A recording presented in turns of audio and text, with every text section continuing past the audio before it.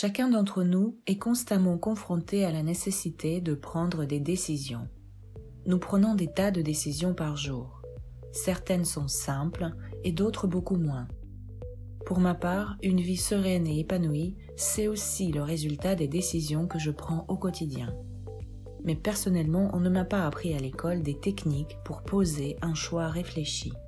On ne m'a pas appris d'algorithme à suivre pour choisir entre plusieurs options possibles. Alors si vous aussi, vous vous posez la question « Comment prendre une bonne décision ?», cette vidéo est pour vous. Vous avez certainement remarqué que c'est beaucoup plus simple de donner des conseils à des amis, de leur proposer des solutions à leurs problèmes. Mais quand il s'agit de nous, les pensées deviennent floues, les émotions nous envahissent et dans certains cas, nous sommes incapables de suivre nos propres conseils. Cela s'appelle le paradoxe de Salomon.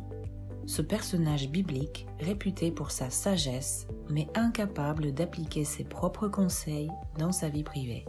Comme le roi Salomon, nous avons en effet tendance à raisonner beaucoup plus judicieusement sur les problèmes des autres personnes que sur nos propres problèmes.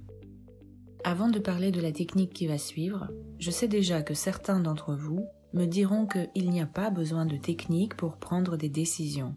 Il suffit simplement de se reposer sur son intuition. Vous avez absolument raison, mais avant de vous reposer sur l'intuition, ce serait bien de la développer avant. Pour cela, il y a des techniques et des cours. Si vous avez envie de développer votre intuition, je vous propose un travail individuel à mon cabinet ou par Skype. Vous trouverez mes coordonnées en bas de cette vidéo. Aujourd'hui, on ne parlera pas d'intuition, mais d'une approche beaucoup plus rationnelle, certainement utile à tous ceux qui ont l'habitude de prendre leur temps avant de décider. Elle sera également utile à ceux qui doutent constamment de leur choix ou qui procrastinent par peur de se tromper.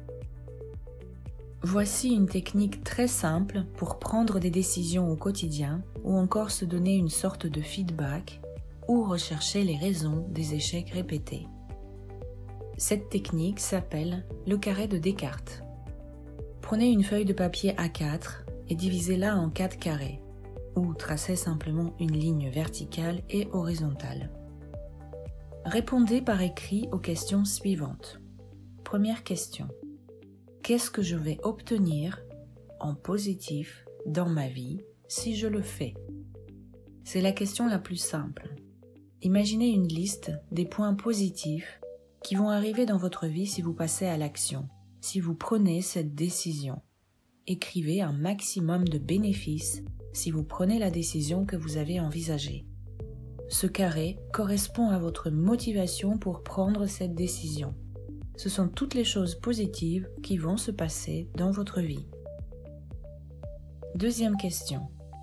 Qu'est-ce que je vais obtenir en positif si je ne le fais pas? Cette deuxième question concerne les bénéfices qui vous attendent si vous laissez les choses telles quelles, si vous ne prenez pas cette décision. Qu'est-ce qui vous motive à rester dans la situation actuelle? Écrivez tous les bénéfices secondaires que vous tirez de la situation actuelle. Voici la troisième question. Qu'est-ce que je vais perdre si je le fais? Autrement dit, les points négatifs de ma décision. Notez tous les points négatifs de votre potentielle décision. C'est le prix que vous aurez à payer pour réaliser votre choix. Autrement dit, posez-vous la question de quoi je me prive si je change la situation, si je prends cette décision. Voici la quatrième question. Qu'est-ce que je vais perdre si je ne le fais pas? Autrement dit, quels sont les points négatifs de l'absence de décision? C'est la question qui peut paraître difficile. Ça peut ressembler à la question numéro 1 sur les bénéfices positifs, mais c'est complètement différent. Prenez-la au sérieux. Ce carré est très important.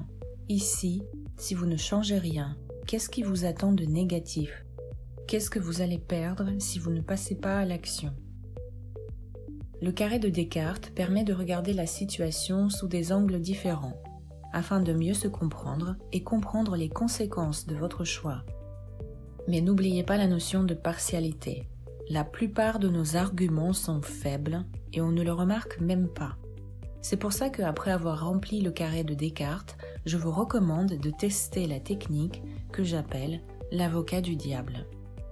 Regardez les plus et les moins que vous avez notés. Regardez les bénéfices et regardez les pertes. Tentez de les contredire, de les réfuter. Votre objectif est de remettre en question vos propres déductions. Est-ce que les points positifs sont si positifs? Est-ce que les points négatifs sont si dramatiques que ça? Critiquez-vous généreusement.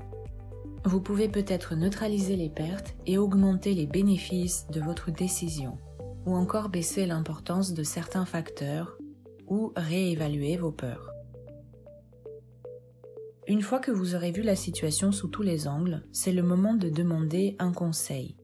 Mais pas à une seule personne, à plusieurs personnes. Et je ne parle pas des personnes lambda, mais des personnes qui ont déjà réussi à résoudre ce type de problématique. Ou encore des personnes qui s'y connaissent, des experts dans ce domaine par exemple. Si vous n'en connaissez pas personnellement, n'oubliez pas que derrière vous, il y a des milliers d'années d'histoire. Vous n'êtes pas la première personne à résoudre ce type de questions. Quelqu'un avant vous a déjà eu une expérience similaire. Cherchez des exemples historiques.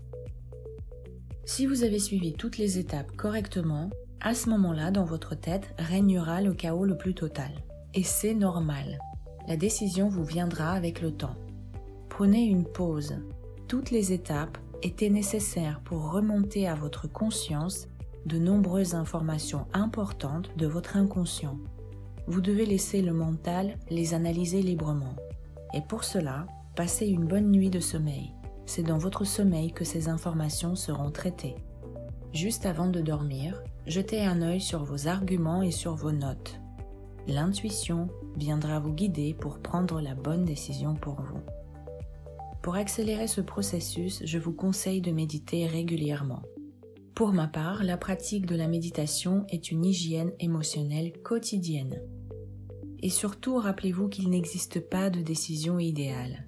Vous les prenez avec votre conscience du moment. Vous faites de votre mieux. La vie est imprévisible et vous commettrez nécessairement des erreurs. Les erreurs font partie intégrante de notre apprentissage sur Terre. Et ce n'est pas le plus important. Même si votre décision vous amène à un échec le plus total, vous apprenez à faire vos choix par vous-même de manière autonome. Vous prenez la responsabilité de vos décisions et de vos actes. D'un adolescent qui a été infantilisé par les décisions de ses parents, vous devenez un adulte conscient de ses choix. À bientôt pour des nouvelles vidéos.